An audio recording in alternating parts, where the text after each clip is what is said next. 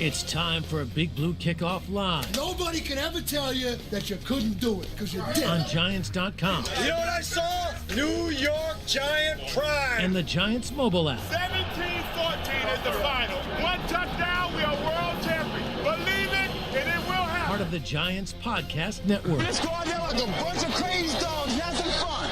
Welcome to Tuesday's edition of Big Blue Kickoff Live, presented by Cadillac, the official luxury vehicle of the New York Football Giants.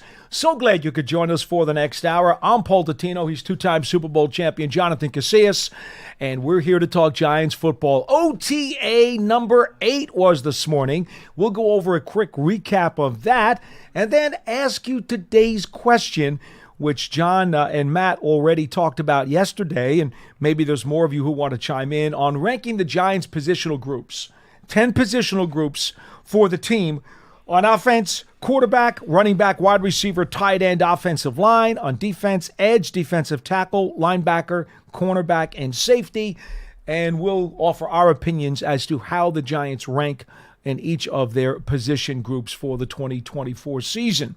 In the meantime, our phone number is 201-939-4513. 201-939-4513. You can always get us on Twitter at hashtag Giants Chat. He's at JCasillas52, yes, right? Sir. Mm-hmm. And I am at Giants WFAN. And you can always find an archive of this show and our entire podcast network on the Giants mobile app, podcast platforms everywhere, and at giants.com/podcasts. Now, just a couple of notes off of today's OTA, because, again, I know you folks didn't have the opportunity to read anything in the media. It was closed to the general media today. John and I have already put up, I don't know, Pearson, is it already up on the board? The OTA review, has that been posted? Schmelk should be posting it on Twitter any minute now. Okay, so that'll be going up any time. But just to give you a couple of previews about that, 7-on-7, Daniel Jones had a sweet 40-plus yard touchdown pass on a bomb to Isaiah Hodgins, which went on a post. Gorgeous throw. Hodgins settled under it and then went all the way for the score. Deontay Banks had a really nice pass defense also in a 7-on-7 as he closed in and deflected a pass away. Banks is such a fun-loving guy. Yeah. And I know you're still doing rankings here, Jonathan, but let me just interrupt and ask you about this. Deontay Banks is like a 10-year-old in a candy store. He just loves to play football. He's always got a smile on his face. He's always got a hop in his step. And every time he's around the ball on the practice field, he's giddy. I mean, that's really the word I use. He's giddy. Yeah. This dude just absolutely is having a blast. It's like a 10-year-old, not just at a candy store, a 10-year-old at a birthday party. Yeah. He's having a ball. He's competitive. He's real competitive, man. The softball game a few weeks ago, like, you saw it in him. Like, you saw it. He was like, I'm not about to let these old dudes beat me. And I'm sitting there like, I'm gonna show you a little bit, young boy. Like, I'm not as nimble as I used to be, but you could see it in his eyes. You could see it how he carries himself. Like, he knows he's really good, and he plays like that. That says something when you're at that position in this league, because you're gonna go against the greatest athletes in the world at that wide receiver position. Now, he went through some rookie growing pains like all rookies do. Mm-hmm. All right, there was some ups and downs in there, but there's no question about his physical tools and his ability. Absolutely. Let me just ask you this. As a player who's going through these spring OTAs, and we know not every player is anxious or eager to do so, but as a player, and maybe specifically as a veteran, when you see a young fella like that, who's early in his journey, first year, in this case, a second-year player, getting all foaming at the mouth and enthusiastic about OTAs, what is your reaction to that? Does it give you a little lift? Are you kind of goofing on him and saying, "Hey, kid, wait till you play in this league 8 years, because you're not going to be that way 8 years from now"? No, how do you view it? Well, it all depends, Like, for me, I loved when people were themselves. Oh, he's himself. When they came in the building and they were themselves, whatever that was. I played with some very interesting characters. Dominique Rodgers-Cromartie and Jack Rabbit. Some people might call, they doing a little too much. They're themselves. That's who they are. And I love when people feel comfortable to be themselves. And I love that type of energy. You know, like me, I'm a Gemini. I have my up days, I have my down days. Some days I have a lot of energy. Some days I'm like, nobody talk to me. You know, that's how I am. You know, but I love people that are themselves. You know, and that's, for me, don't, you know, try to walk on eggshells, or like, be yourself. Be yourself, your genuine self. And hopefully you're a good person, you know, so you don't piss people off and stuff like that. It helps if you can play. And that matters for sure. But you be yourself, be enthusiastic about coming to work. You know, have fun at work, because at the end of the day, it is a job, but it's also a game. It's a game that we played as kids. You know, so if you can be yourself and have fun at your job, I think he uplifts other guys that may not be having a great day. We're all human beings. Well, still. that's why I'm asking. Everybody has good days. Everybody has bad days. To some guys, this is very mundane. Yeah, right. True. But even those guys, right, they still have their good days and bad days. So maybe there's a couple of guys, maybe, you know, they didn't get that good sleep. They, you know, argue with their wife, or their kid said something to them in the morning, and all of a sudden you get this live ball of energy coming in. He could uplift your spirit. Okay. I think that does a lot to the locker room. Like I said, DRC and Jack Rabbit, like when you were having a bad day, DRC had his Spider-Man mask or his Power Ranger mask on or something. It's clean. Like, yeah, like just doing weird stuff, but like you made you like smile and have a good time, man. And that's what Banks is. He's a fire starter. You know, he's a firecracker. I like that's it. Good. Well, that's why I wanted your perspective I like on it this. a lot. All right, as far as 11 on 11s go, we saw some nice catches and some nice open area speed from Theo Johnson once again, who just continues to impress every single time he hits the practice field. He has soft hands, and he just looks a lot quicker live than he did on tape. Asante had a nice catch, a diving stab from Rourke, the CFL quarterback who's here as the number 4 right now. What else did I see? I had a couple other items on 11 on 11. Banks had a couple of passes defensed. I've already mentioned him in 7 on 7s. Ford Wheaton made a nice throw, a nice adjustment on an underthrown ball to make a really sweet grab. And we talked about him, or at least I have, a number of times during the spring. I don't think people should sleep on him. He's coming off of that ACL, and I don't think people should sleep on him. I think there's a chance that Ford Wheaton could really battle and compete for a potential spot in the wide receiver room. Let's see, what else did I notate? Allen Robinson had a really nice catch from Locke, where he had a twist behind him and reached back for a stab. Drew Locke, by the way, had a really nice day. You know, we saw a couple of practices ago, the offense really struggled and none of the quarterbacks were really on target. But Locke and DeVito threw the ball much, much better today. Locke in particular had a slew of completions in the 11 on 11s. Let's see what else. Dennis Houston had a touchdown grab on a bomb from Rourke, by the way, which was rather interesting. Houston also made another catch, a diving stab from Locke, which was over the middle.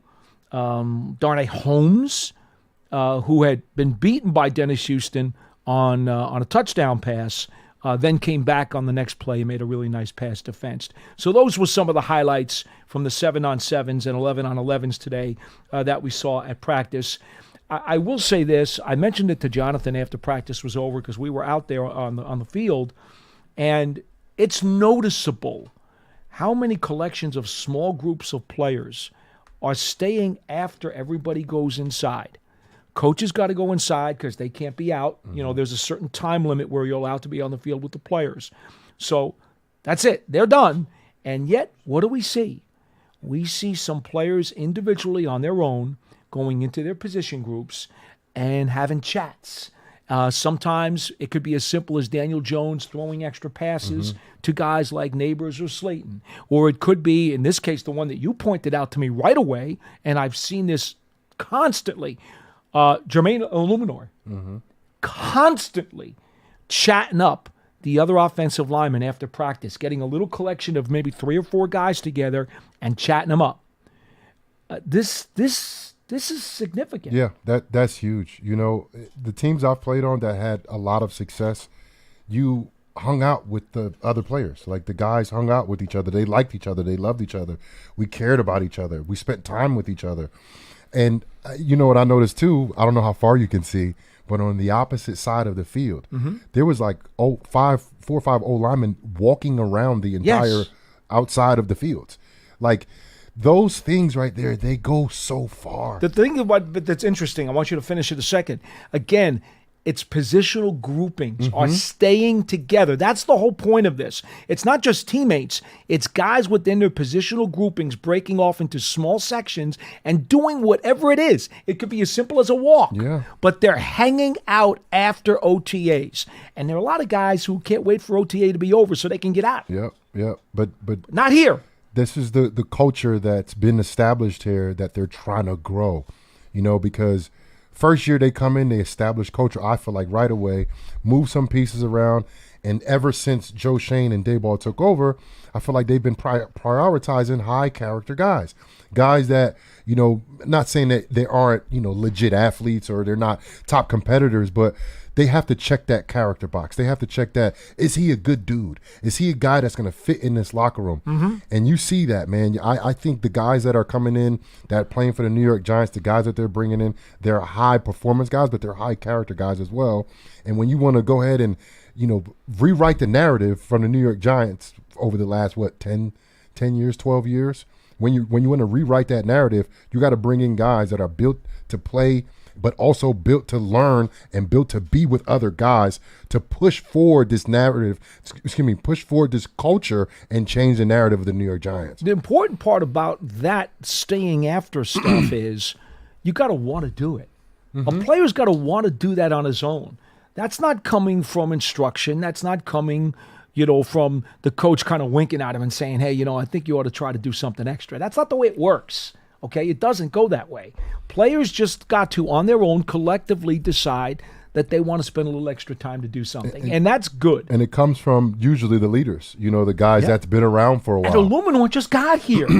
How great is that? Yep. We talked about this in the lunchroom. Andrew Thomas leads by example. His work ethic and his never-ending desire and intensity and effort on the field. Jermaine Illuminor is vocal. Yep. He embodies it for sure. He's that type of guy. And from the interviews I've seen from him, from what I've heard from, you know, other people conversing about him, speaking about him, and then seeing him out there today, he looked like he was definitely the coach coaching up the younger guys, you know, and that is huge. Like, and I got to reflect on, you know, my days because that's what I know. You know, of course, I got to compare what they're seeing now, what they're doing now to what I did. And for me, like, I was always like that. You know, like when I first got to the league and I was playing for New Orleans, you know, I was young, undrafted, and I started playing more, and some people didn't like that.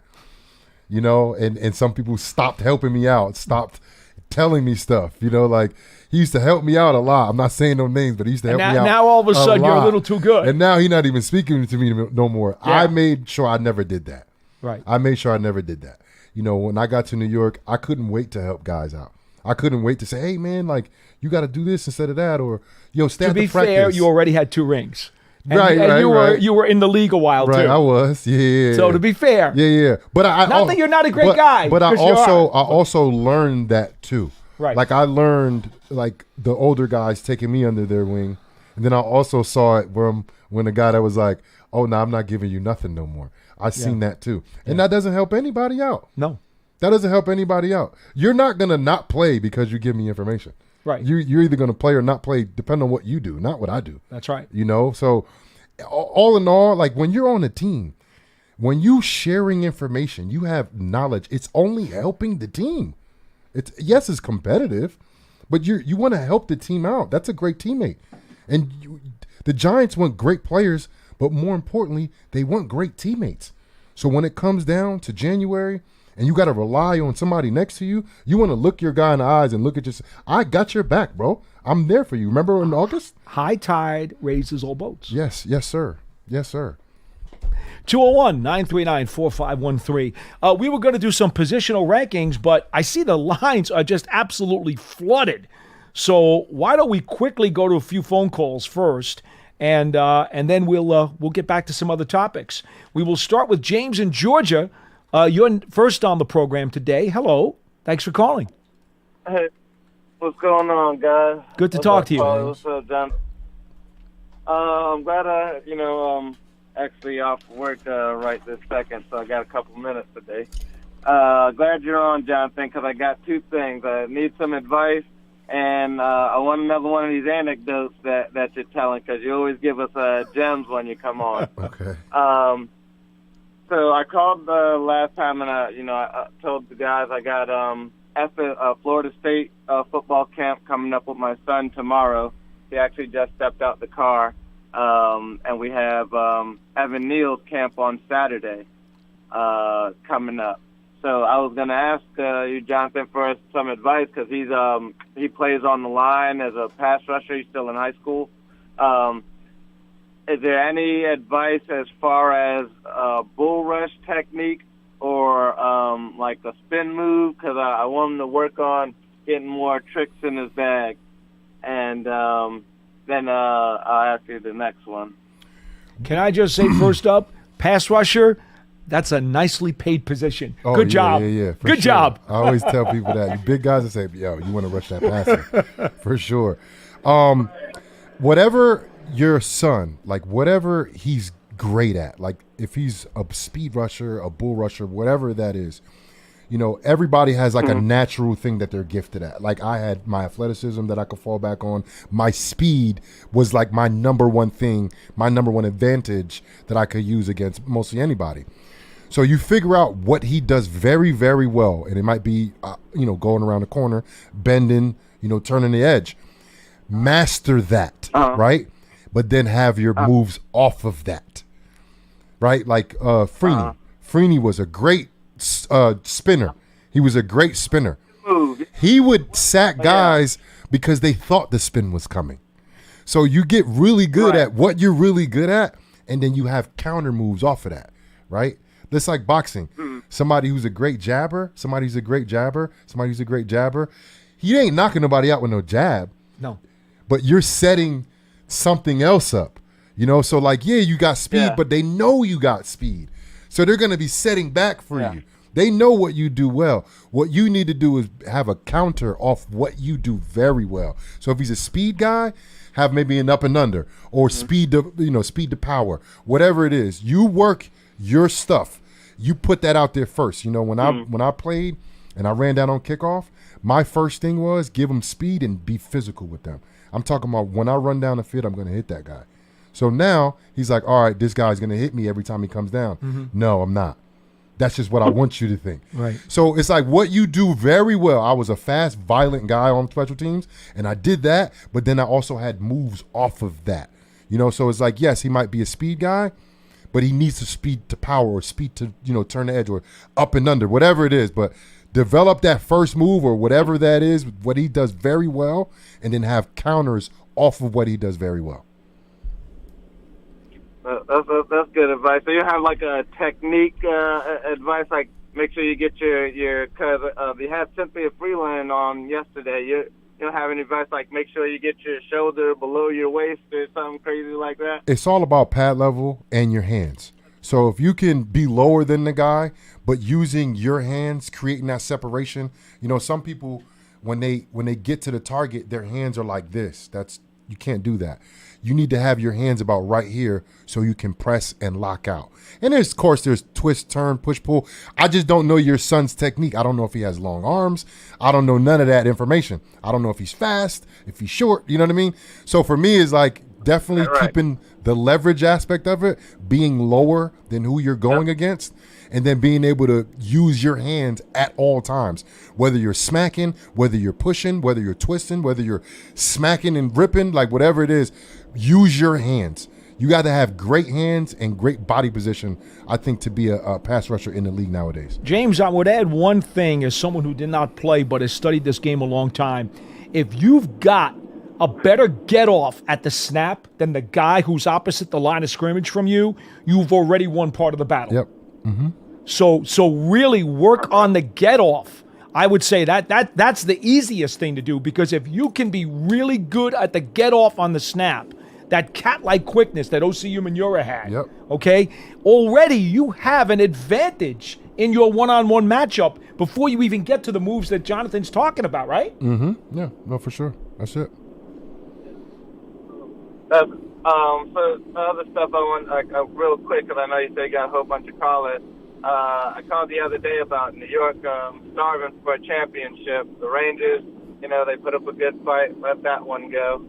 I know the Giants. What do you think the Giants gotta really do to compete? I know championships can be fluky.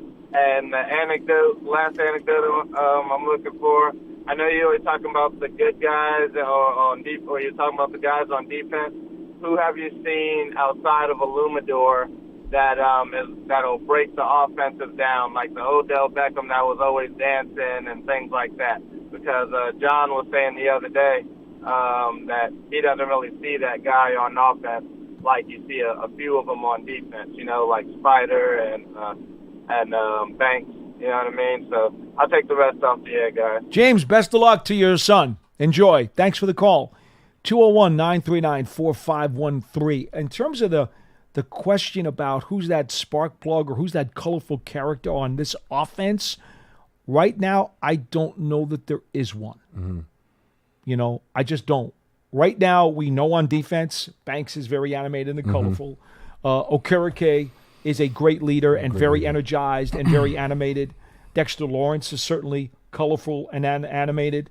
I don't see one right now. Thibodeau's got some emotion in him too that he shows on the field.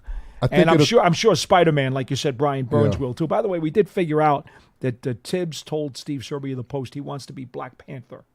So those are the two. Spider-Man and Black Panther. Those are the Marvel bookends. I like it. Spidey and Black Panther. I like it. On offense, I don't see anybody on offense who shows that. I don't think so, but I think it will emerge from the wide receiver room.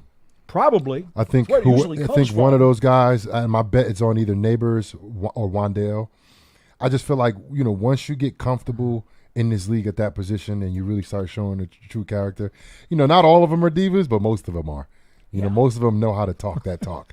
They know how to run their mouth. The good stuff, though, the good talking, which will keep guys going, keep them in the game. 13 was special here. He was a little crazy. Yeah. But that helped his game. He played crazy. He was a crazy dude. See, just in the Tom Coughlin era, Brandon Jacobs was that guy on offense. Yeah, I could tell. He let you know that every time he was on the field, he was a keg of dynamite ready to explode. Absolutely. And, man, did he get his guys fired up. Absolutely. 201-939-4513. Phone calls are going crazy here, so I'm just going to keep rolling with them. Tim from Charleston, you're on line 3 on Big Blue Kickoff Live. Hello. How you doing, Paul? JC, good to talk to you guys again. You too. So I just got a couple of quick points and a really quick story. First thing I wanted to say is that I think the key to the Giants' overall season, aside obviously from injuries, because that's something that you have no control, little control over, is going to be their ability to stop the run.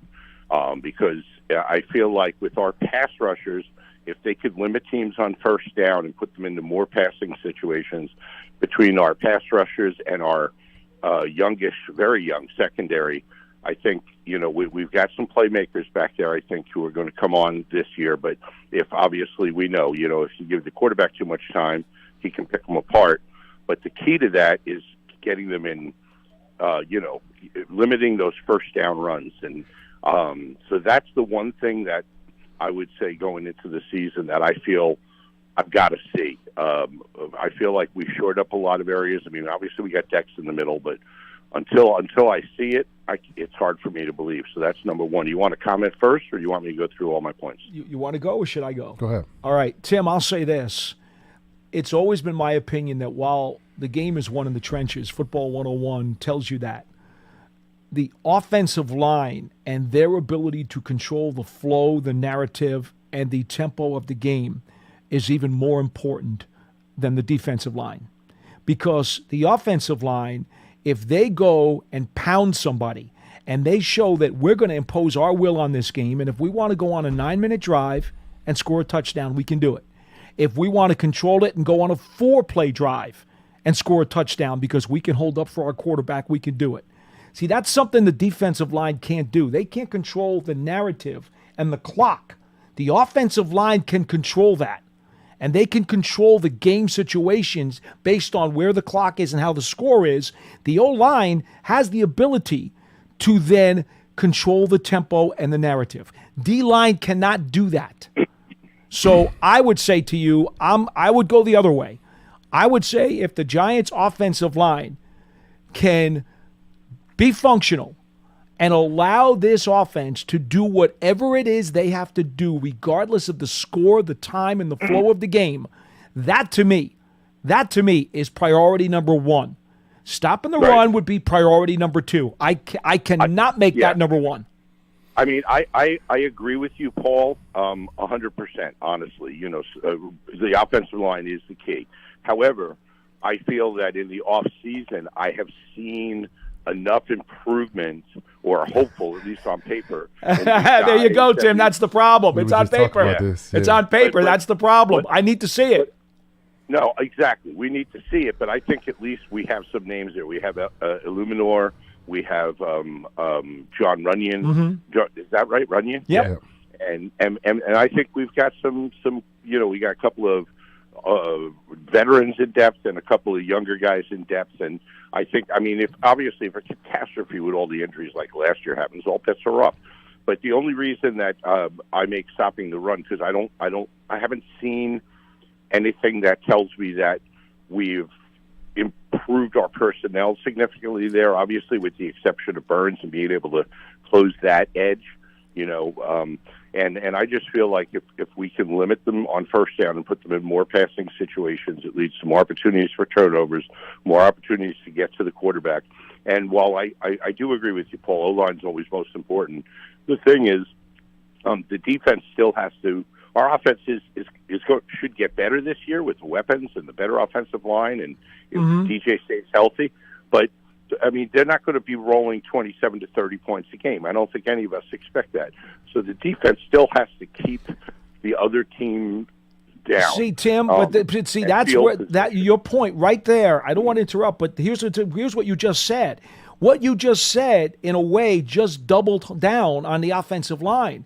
Because if you don't think the Giants are going to score 27 to 30 points a game, then what you need are long, sustained drives to keep the other team off the field. So that if you do shorten the game and score fewer points, if you do it on long, sustained drives, well, now you're taking pressure off your defense and you're forcing the other team to make the most of their few possessions or few minutes that they have the ball, and they're going to want to throw the ball more. Yeah. Chances are they'll abandon the run.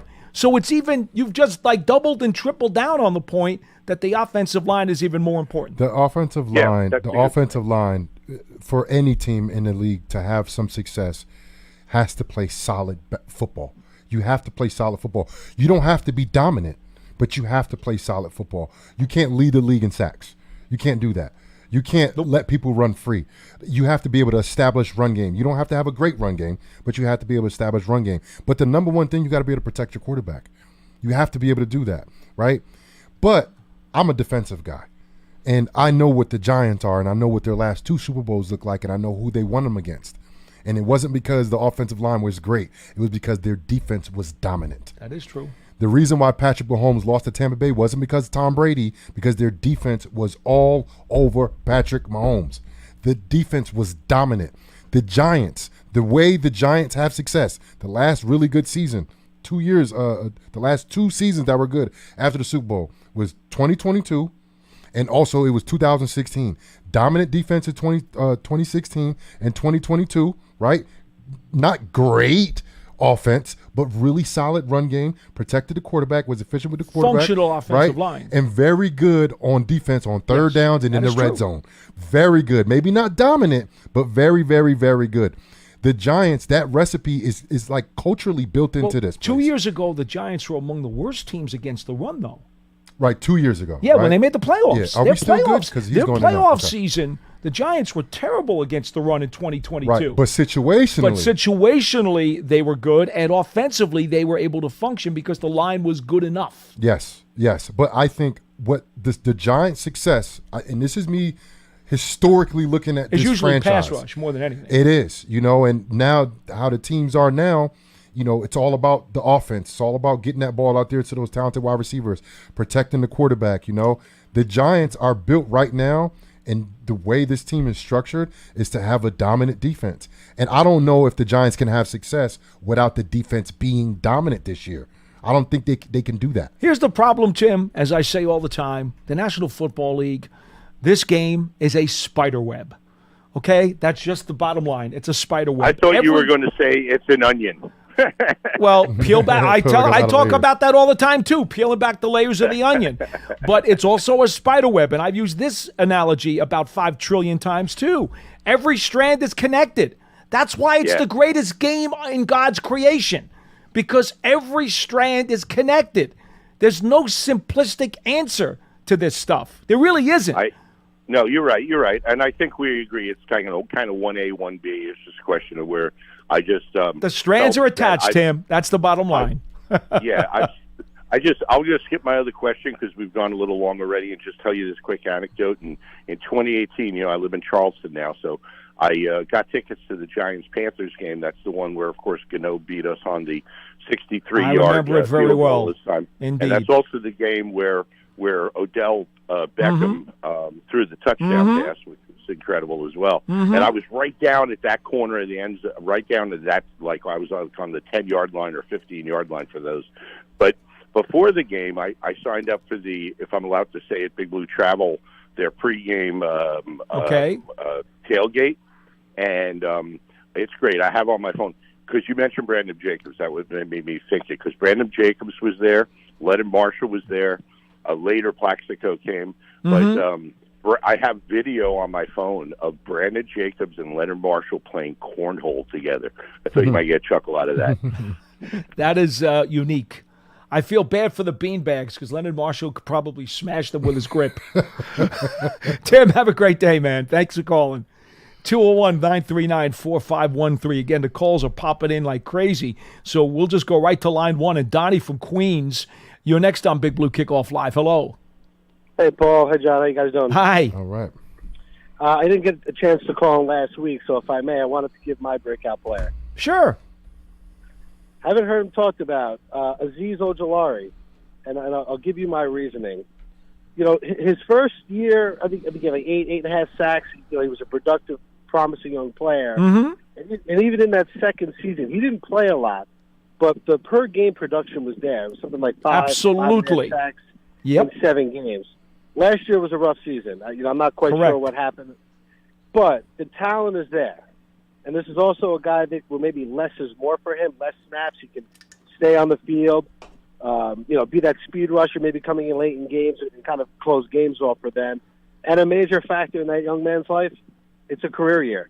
And this guy knows he needs to perform. So you mean a contract season is what you mean? Yes, it's a contract year for him. Understood. He has to produce, and a good year for him, could mean a $10+ million a year contract. What is he, 25, 26 years old? So that's obviously life-changing for him. Kind of reminds me of Marcus Golden in a way. Maybe that type of career path for him where he's a situational pass rusher, who can get you 8 to 10 sacks, give or take, depending on the year. What's interesting to me with your comment is that I think we would both agree, Jonathan, in a perfect world, Burns and Thibodeau will probably play 80% of the snaps because they're going to play all 3 downs. Yep. So unless Ojulari is worked in to a specific pass rush package where he gets some steady snaps in a certain type of situation, if those guys are able to stay on the field, I don't know how much opportunity he will get to put up big numbers. Oh, no. Ojulari is definitely going to get an opportunity, for sure. I hope so. What he's saying, too. But I hope it's in the packages, not as an injury replacement. I agree with what he's saying. I think less could be more for him. Could be. I think what we know about Ojulari, and I agree with you with last year being the anomaly of when he was healthy, he was very productive. Last year was the first time he didn't really produce as much. First time in 3 years. Right. His efficiency was down. So I think he'll have a bounce back year, and he won't be playing as much. Hopefully he can stay healthy, because that was the number one thing for him. Mm-hmm. The kid couldn't stay healthy, but them bringing in Burns, I know it had to be a big wake-up call to him. Like, I got to tighten my stuff up. When I'm out there, I got to play very well at a very high level. And I've seen guys flourish taking that kind of secondary role, but coming in as a premier pass rusher on third downs and passing situations. And all those guys are going to be on the field at one time. Well, Isaiah Simmons is also going to be on the field quite a bit too. We're going to see with all of these athletes that they have to be able to rush the passer, because Isaiah Simmons, he's that slash guy.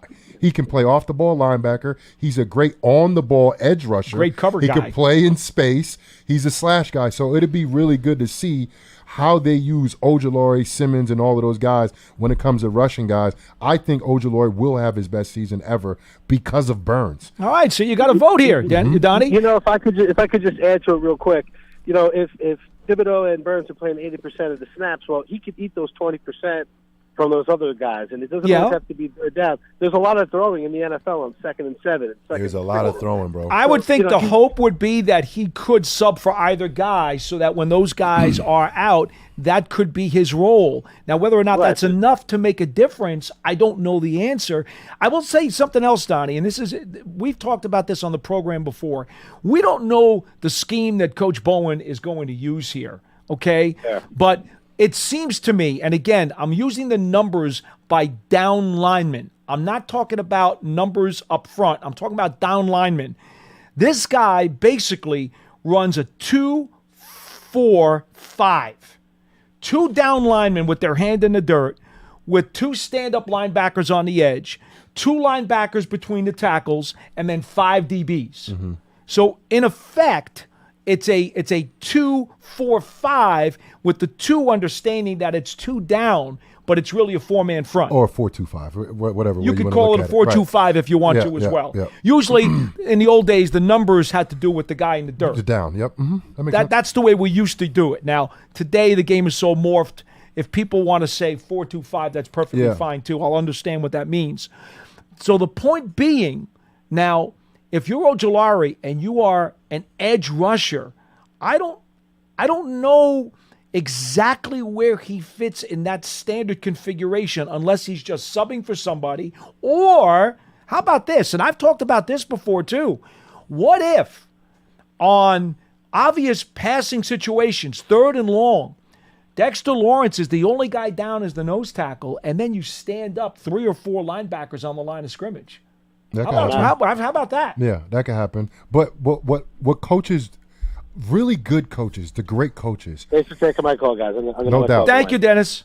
Donnie, appreciate it. Really great coaches, what they do is they don't impose their schemes on the players. They do, but they know how to use guys.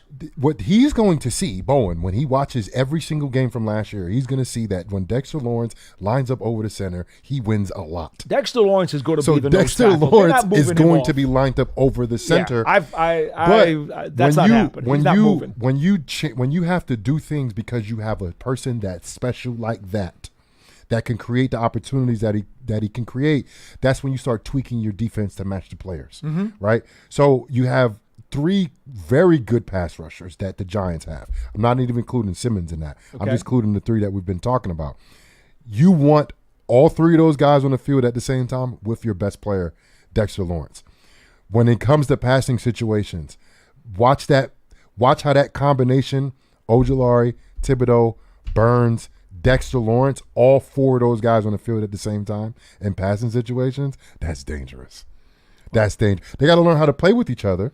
No doubt. But then you look on the back end, you got, I think, one of the better middle linebackers, off-the-ball middle linebackers in the league, in Bobby Okereke, playing behind you, covering up all of that's happening in front of you, because I'm not telling those guys to do anything. Just go create havoc.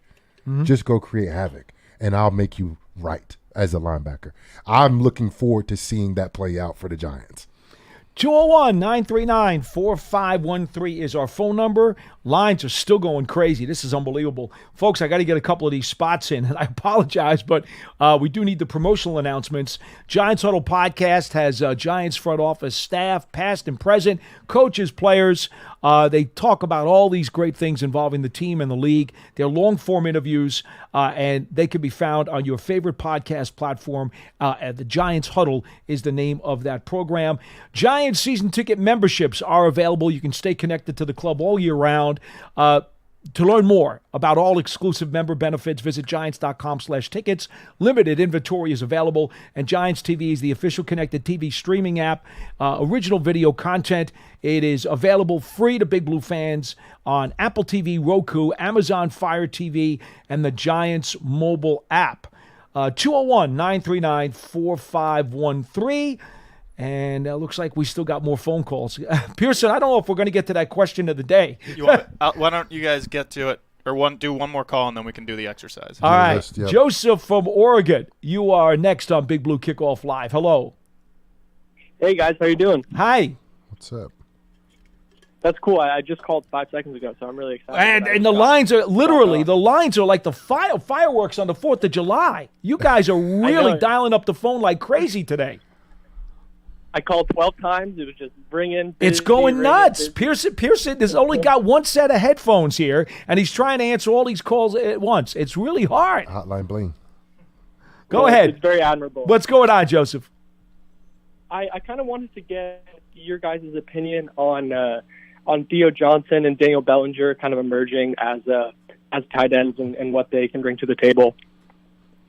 Well, we've talked about Bellinger for a couple of years now, and I thought his rookie season he showed an awful lot, and then last year was a bit inconsistent. I'm sure the Giants were hoping that his line would continuously go straight up, but it took a little bit of a dip last year.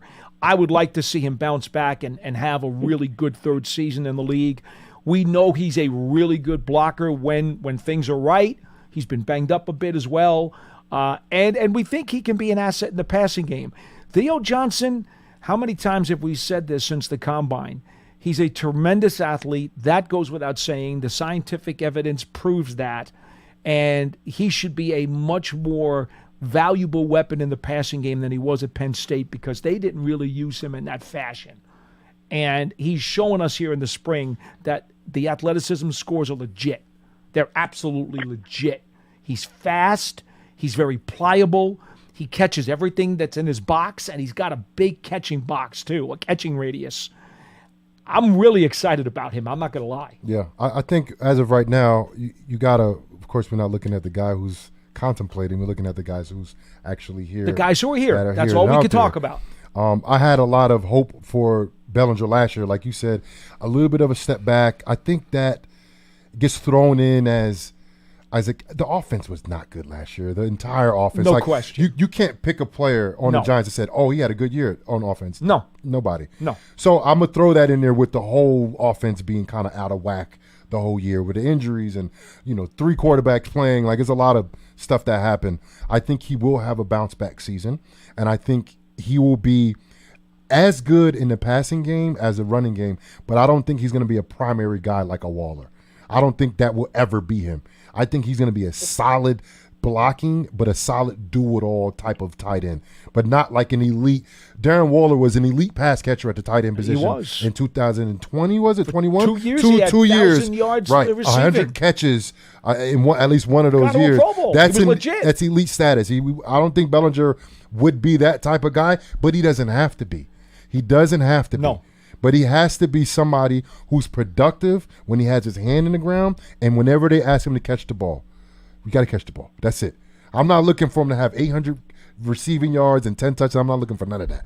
Really good blocking at the point and being able to utilize him in 11 personnel, 10 personnel, whatever the personnel is that requires a tight end and him being outside, flexed, or in the backfield. I need him to be able to do all of that, and the Giants need him to be able to do all of that stuff. Joseph, I think we're all curious about Theo Johnson and how quickly is his star going to rise. You just don't know as a rookie. Might take some time, though. He's going to have to go through some growing pains. Might take some time. But I will tell you this, I don't want to put a ceiling on that kid right now. I just don't. because I'm really excited about what I'm seeing. Now, I will mention this to you, Joseph, before we let you go real quick. The Darren Waller situation, and I know a lot of people have written about, well, if Darren Waller were to retire or, mutually announce he's going to leave and the Giants cut him, the Giants stand to get $11 million back on the salary cap now that we're post June 1st, and they'd have $2.5 million of dead money this year and then the next 2 years in each of those seasons, according to the over the caps numbers that they have access to the contracts and stuff, or at least unofficial access. But here's the other part about the Waller thing that I don't think people are really thinking about. The Giants, just because they would get $11 million in cash back on the cap, that doesn't mean they necessarily have to sign a free agent. Now, they could, but the other avenue they could do is like what they did last year when they made the trade for Isaiah Simmons and traded a 7th-round draft choice to get a veteran, because you have to absorb the contract. So you don't necessarily have to look at the free agents who would be on the street and say, well, maybe the Giants would have enough money to buy one of those guys. They might be able to go to another team and say, do you have a veteran cornerback who's making $6 or $7 million? Or do you have a big, powerful fullback, maybe not a fullback, but just a big, power, short yardage back who's making X number of dollars? You know what? We now have room to absorb that contract. We've got a 6th-round draft pick to trade you. So I think the writers have totally missed the boat on that. The cap money that they might find if Waller should go away doesn't have to be free agent money. It could wind up kind of initiating a trade, because then you absorb that guy's contract, and now all of a sudden the Giants would have room to do something like that. It opens up a whole new world of possibilities in terms of who could they acquire. Yep, and I like Joe Shane with that option. I like Joe Shane with that option. So do I, because he's been really good in the last several years about making those kinds of moves. Yep. And I think it's smart for him too to be able to have some maneuverability, some space, to be able to do some things and not be like, oh man, I got to get a guy off the roster to bring somebody in. But in terms of like the cap space and stuff like that, the Giants are last, if I'm not mistaken. Right now, according to the NFLPA numbers that are out there now, they've got basically nickels and dimes. It's really Giants kind of need for this to happen. I don't know what's gonna happen. Economically, it would be beneficial. I understand for the Giants, and they can do some things. And like I said, Joe Shane over the last few years, I think Isaiah Hodgins, that signing in 2022 was absolutely incredible. But I'm saying allowing him to be able to do the trade, to do free agency, whatever it is, to be giving it a little bit more cap room, because the Giants are last. They need a little bit more space. Joseph, and that would be good for. Does that answer your question? It does. That was eloquently spoken. I love the point. It was just fantastic to hear you guys talk about it. I do have one very quick question for Mr. Casillas, if I may. As a former player, we saw Coach Dable win Coach of the Year, being his fiery self. It took a step back. There was a lot of different things that had to go wrong for that to have happened. And now we see kind of a different coach. He slimmed down. He seems like kind of like easier to talk to and like easier to answer questions in the press conferences so far. Do you as a ex-player, do you guys react differently to when the coach kind of changes his personality? And do you think that would be beneficial to everyone? Well, I mean, you got to think 2 years ago, he was a rookie head coach and had a lot of success as a rookie head coach, right? And then the second year, it was kind of like a reality check. It was like, at the end of the day, there's a lot of luck that comes into winning games, the ball bouncing certain ways, but the good teams at the end of the year have a lot better luck than the bad teams, right? We all see that happening. And the Giants, they had a year of success, and then they also had a year of turmoil last year. Last year was turmoil from the beginning of the year, from the first game of the season, losing at home to the Cowboys, losing one of the best offensive players in Andrew Thomas early in that game. It was turmoil very early, and stuff got rocky early, in the season. So it was an up and down season, but a lot of downs that happened last year, right? Think about players or think about a professional sometimes you have a great start to your career, and then that second year, things don't go right. So now your third year, you're trying to look back at the 2 years that you just had, your first 2 years, and you're trying to learn, and what could I do better this year that I didn't do well last year, and I did do well in the year prior. He's still learning. He's only a third-year head coach, just like a third-year player. Like, I don't care what you were doing before that. You're in the big leagues at that position. He's still young as a head coach. So I think the only thing constant in life is change. Hopefully he's doing the right changes necessary for the culture and what he's establishing here, so that can help him be more identifiable to the players and lead this locker room. He's trying to do what's best for his team, but as a third-year guy, my third year, I didn't have it figured it out. Paul, when you're third year doing this, did you have it all figured out? Not at all. So he's still figuring it out. You know what I mean? And I think that's a good thing. He's still trying to figure out who he is to the team and what he means to the team and what bringing this type of personality means to the locker room. He's still trying to figure it out, and give him some grace here. Thank you, Joseph. Call Thank again. you, guys. I appreciate it. Appreciate the phone call, 201-939-4513. You've only got like 8 minutes left. Can we do I'm the list? not going to go through the list. We could do it real quick. We'll do. Yeah, do it quick. You wanna do it? All right, go we ahead. could do it quick. So I'm gonna go from the worst to first, or first to We worst. should have saved this for another show. We What do you could have think? killed another show. What do you with think, this. Pearson? I got it here. I say go for it. Go All for right, it. go. Just kind of Go. fast it. So am I doing worst to first or first to worst? Go Worst to first? Go worst to first. Okay, worst to first. All right. Yeah. So my number 10, I'm not going to call it worst to first. That sounds bad when I say it like that. So the number 10 position group, I'm going to go tight end, right? Darren Waller not being around, a Bellinger who I think has very good talent and can be very good in the NFL, and then the unproven young guy in Johnson, and then a whole bunch of guys that are kind of like, guys that are going to play for the Giants, but they're not like, top tier type of guy. So I got tight end as my number 10th ranked group. My number 9th ranked group is the offensive line. And I think the offensive line took a step back last year. I think Andrew Thomas going down, like we said early in the year, had something to do with that. And this goes off of what I think they're going to be this year, but it also have to keep in mind what I seen last year and what I seen years prior. I'd reverse those two. You reverse those two? I got O-line as 10 and tight you end see at that? 9. Look, I did it. I see I'm it. trying to play with it. I but see it. I'm like, Andrew Thomas is one of the better players in the league, so I couldn't keep them at number 10. But we both agree that those two position groups are the bottom two. Right. I agree. So then I go safety.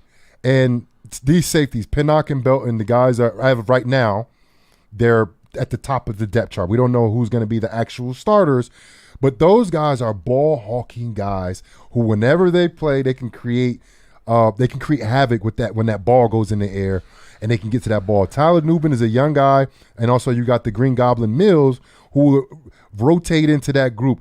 I like the potential of this safety group. I think they have a lot of potential. I have to see more tackling consistency from Pinnock. I think he's a great player when that ball's in the air. I think he knows what to do when that ball's in the air. And I think this group has a lot of potential, especially with that number 47 pick with Tyler Nubin from Minnesota. I like it. Number 7, I got corner. I got Banks, of course, Flott, McLeod. Do we have an established do we have our top 3 corners quite yet? Then we got number 1, right? Banks. Yeah. Who do we have as number 2 and 3? That's my question. Is it Flott? Is it McLeod? A lot of got competition. Holmes there. You got Hawkins there, the rookie last year. We'll see. We'll see who emerges. Maybe the Giants sign a free agent to play corner. We'll see. But I like Banks. I think he had a great year. And I love anytime I see Flott. I think remember Deontay Dion? Remember him for my years when he played? The Bacon. He came from Boise State. Yep. I called him That the Bacon kid- because he wore the Halloween costume of the Bacon, Bacon? as a rookie when he went to the hospital. Yes, I remember that. Remember? Yeah, He was the Bacon. That kid was 160 pounds. He could play. It's just He could play. a shame that he was given such a small frame because he could play. He won a Super Bowl with the Rams, Yes, he playing did. with Yes, he alongside did. the One Rams. of my all-time favorite The dark horse kid can players. play. He That's what I'm absolutely thinking could about play. Flott. The kid can play. Absolutely. He can play. He's just I- little. He's no just really question in my small. mind. And the durability always comes up as a question when you're that small, tackling guys that outweigh you by 40 pounds. Okay, Yep. so throw that in there. Number 6, I have the running back group. So I think Singletary. I think he's a really good player in the NFL, a consistent player in the NFL. I think that means something here in the league. Got to figure out who RB2 is. Got Tracy, you got Gray. Why are you laughing? Because our bottom four are exactly the same. That's funny. We just Just have them in a switch. different order. Yeah, switch I got up. the corners at 7, I got the running backs at 8, and I got the safeties at 6. That's so funny. our bottom four are the same, just a little mixed. Okay, I like it. Go ahead. All right. Number 5, quarterback. Of course, you got Daniel Jones, you got DeVito, you got Drew Lock. Mm-hmm. If Daniel Jones can show us what he showed us in 2022, you can move this group up a couple spaces, but not too many. Okay. DeVito showed us enough last year to show that he could be a backup in this league. That's what he showed us last year. Mm-hmm. And Drew Lock, he's a backup right now. But Daniel, it's all on Daniel Jones. If he can play and if he can play well, it's all on him. Number 4, the wide receiver room. I think we have a talented wide receiver in Neighbors. I think we have a underrated player in Wan'Dale Robinson who, whenever he steps on the field, looks incredible, especially late last year when he was a little bit away from his injuries. I think the kid has big play potential. He can move around.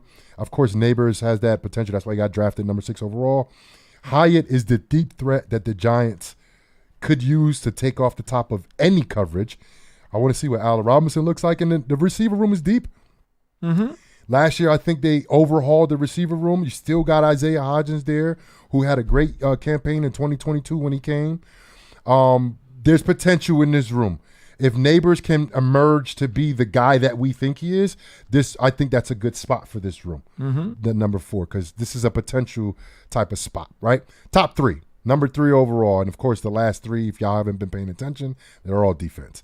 Number 3, I go linebacker. Inside, I guess middle linebacker, right? Mm-hmm. You got Bobby Okereke, who I think is one of the better middle linebackers in the entire league. A great leader, sideline to sideline tackler.